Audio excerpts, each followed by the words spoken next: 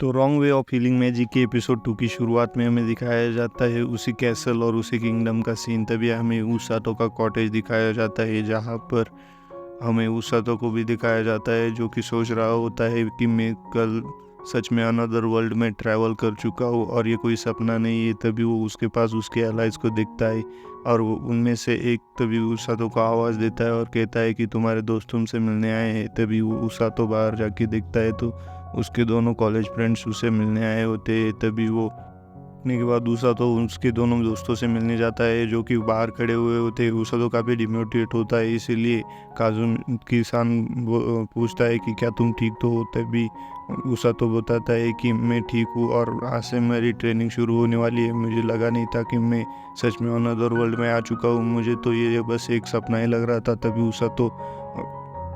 तभी उसातो सुजुनो की ड्रेस की तारीफ करता है और सुजुनो को भी वो काफ़ी पसंद आता है। उसातो कहता है कि क्या तुम दोनों कैसल में ट्रेनिंग करने वाले हो। तभी वो भी हाँ कहते और वहाँ से चले जाते वक्त उसातो सोच रहा होता है कि काश मैं भी वहाँ पर कैसल में ट्रेनिंग कर पाता। और इनुगामी सेनपाई उससे जाते वक्त बाय बोल देती है। तभी वो उसके पीछे से रोज़ आती है और रोज़ कहती है कि ये कोई जेल नहीं है, इसीलिए तुम अपने दोस्तों से जब चाहे तब मिल सकते हो, बस मुझे बता देना।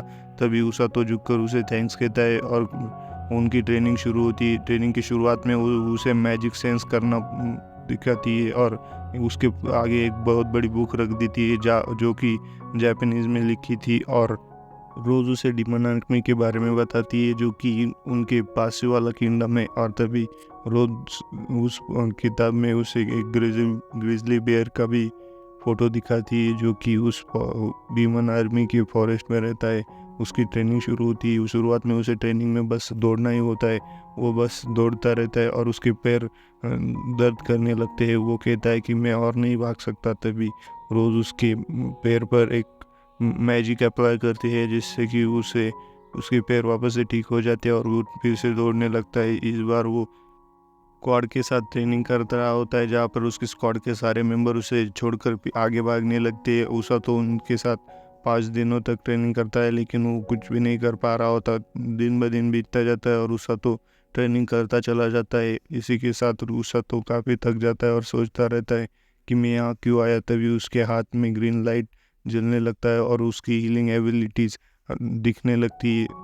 वो देखता है कि वो अब हीलिंग मैजिक को यूज कर पा रहा है। तभी 7वें दिन रोज़ उसे काफ़ी बुरी तरह मारती है क्योंकि वो भागना नहीं चाहता था। रोज़ उसे उठाकर उस रनिंग ग्राउंड की तरफ फेंक देती है और वो काफ़ी दूर से ज़ोर से गिरता है। डे 9 में उसकी दोनों हाथों से हीलिंग करने की एबिलिटी इंक्रीज हो जाती है और अब वो देखता है कि मैं अब अच्छी तरह से अपने मैजिक को कंट्रोल कर पा रहा हूँ। फिर भी वो उस स्क्वाड के साथ भाग नहीं पाता क्योंकि उसकी ट्रेनिंग इतनी टफ नहीं थी। अब उसकी ट्रेनिंग और टफ होने वाली थी क्योंकि उसको रनिंग के साथ पुशअप भी निकालने के लिए कहा गया था।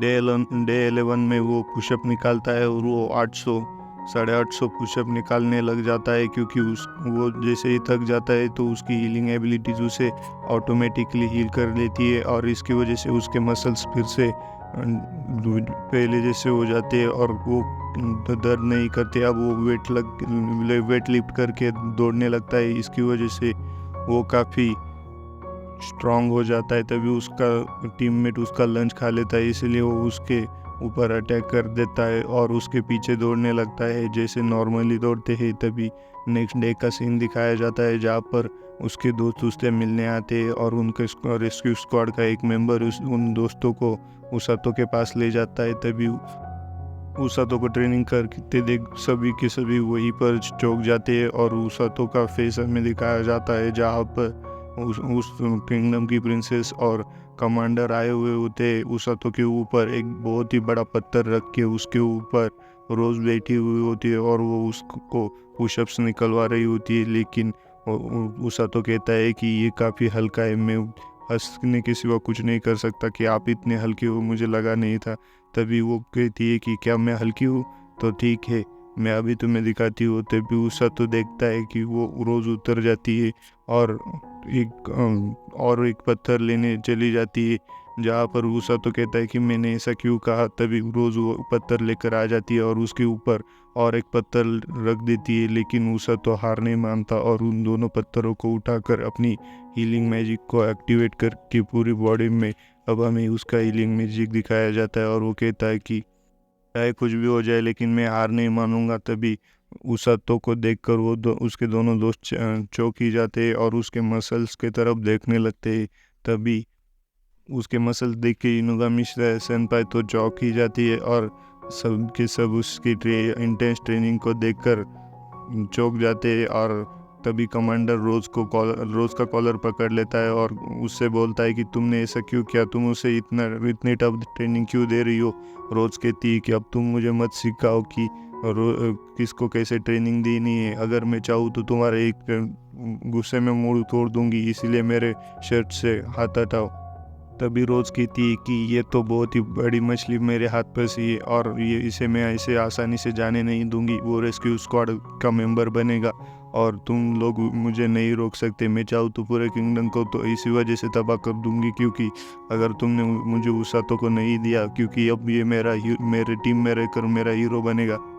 तभी रोज़ कहती है कि तुम चाहे तो अपने दोस्तों के साथ तो थोड़ी देर तक अपना वक्त बिता सकते हो। तभी उसातो और उसके दोस्त फॉरेस्ट में चले जाते हैं और एक अच्छी सी जगह देखकर बैठ जाते हैं और बातें करने लगते हैं। तभी उसातो उस लड़की के बारे में पूछता है। वो लड़की अपने इंट्रोडक्शन देती है और कहती है कि मैं लिंगर किंगडम की प्रिंसेस हूँ। उसातो अपोलोजाइज करने लगता है और कहता है कि मुझे माफ़ कर दीजिए, मैं काफ़ी फॉर्मली बिहेव कर रहा था। लेकिन वो लड़की कहती है कि तुम इन दोनों जैसे ही एक हीरो हो और तुम नॉर्मल बिहेव कर सकते हो। तभी वो अपने बास्केट में से एक केक निकालती है और कहती है कि मैंने ये तुम तीनों के लिए बनाया है, ताकि तुम तीनों साथ में इसे एंजॉय करके कुछ मेमोरी बना सको। तभी वो तीनों ही उस केक को खाकर काफ़ी मज़े कर रहे होते हैं और वो अपनी ट्रेनिंग के बारे में बता रही होती है। वो कहते हैं कि हम मैजिक और शॉर्ट्स की ट्रेनिंग कर रहे हैं। तभी उषा तो कहता है मेरी भी ट्रेनिंग काफ़ी अच्छी चल रही है। तभी इनुगामी सेनपाई उसका टी शर्ट उठाकर उसकी मसल्स देखने लगती है, जो कि काफ़ी डेवलप हो चुकी होती है और वो बिल्कुल भी उसातो की पहले मसल्स जैसी नहीं होती है। तो इनुगामी सेनपाई उससे टच करने के बातें करने लगती है, लेकिन वो मना कर देता है। और तभी वो उसातो से पूछते हैं कि क्या तुम इतनी इंटेंस ट्रेनिंग के साथ ठीक तो हो। तो वो बताता है कि हम ऐसा नहीं कि हम ट्रेनिंग के बाद कुछ नहीं करते, हम ट्रेनिंग के बाद काफ़ी मज़े करते हैं और रोज़ हमें काफ़ी मज़े करने देती है। हम अच्छे से खाते पीते और मज़े करते हैं और बचे हुए वक्त में ट्रेनिंग करते हैं। इसकी वजह से मुझे मेरी एबिलिटीज़ को ग्रो करने का मौका मिला। तभी इनुगामी सेनपाई कहती है कि क्या तुम बैटलफील्ड में मुझे बचाने आओगी किसी हीरो की तरह। तभी वो कहता है कि अगर आप एक नॉर्मल लड़की की तरह बातें करेंगी तो मैं ज़रूर बचाने आऊँगा। तभी उसका फेस स्केरी हो जाता है और वो उसके टीममेट के साथ बातें करने लगता है, जो कि काफ़ी क्रिमिनल जैसा दिखता है। तभी उनके बीच में कुछ फाइट हो जाती है और वो एक दूसरे को पंच करने लग जाते हैं। बिल्कुल भी फेस टू फेस पंच कर रहे होते और एक दूसरे को गालियाँ भी देने लग जाते हैं। तभी वो तीनों देखकर काफ़ी कंफ्यूज हो जाते हैं, लेकिन वो खुश भी होते हैं क्योंकि उषा तो अब पहले से यानी कि अदर वर्ल्ड से काफ़ी खुलकर बातें करता है और वो अपने टीममेट्स के साथ एंजॉय कर रहा होता है। तो वो तीनों जाने के लिए तैयार हो जाती है और उसातो से कहते हैं कि उसातो हम जा रहे हैं, क्या तुम हमारे साथ चलोगे। तभी वो कहता है कि मैं ठीक हूँ यहाँ पर ट्रेनिंग करते वक्त।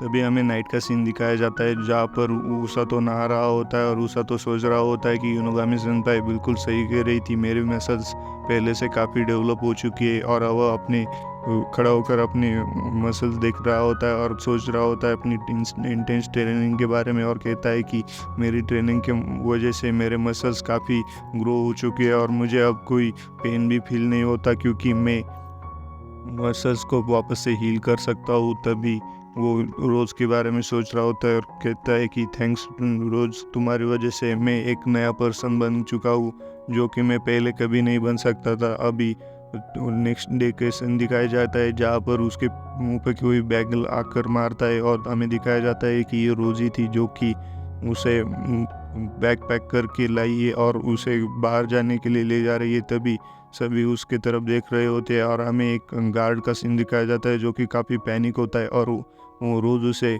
गेट खोलने के लिए बोलती है और वो तभी वो जाकर गेट खोल देता है और रोज़ कहती है कि आज तुम कैसल से बाहर जाओगे, किंगडम से बाहर जाकर हम ट्रेनिंग करने वाले हैं। तभी वो किंगडम से बाहर जाकर देखता है जहाँ का नज़ारा काफ़ी अच्छा था। वो एक क्लिप के किनारे आकर खड़े हो जाती है और तभी रोज़ उसे बताती है कि ये डीमन लॉर्ड का फॉरेस्ट है, यहाँ पर काफ़ी सारे स्केरी बीस्ट है, तुम्हें यहाँ पर जाकर किसी ग्रिजली बेयर को हराना होगा जिससे तुमने बुक में पढ़ा था। तभी वो कहता है कि नहीं, ऐसा नहीं हो सकता, मैं किसी ग्रिजली बेयर को नहीं हरा सकता। तभी उसातो को वो उठा लेती है और उसे कहती है कि तुम मुझे मना नहीं कर सकते और उसे आसमान में फेंक देती है।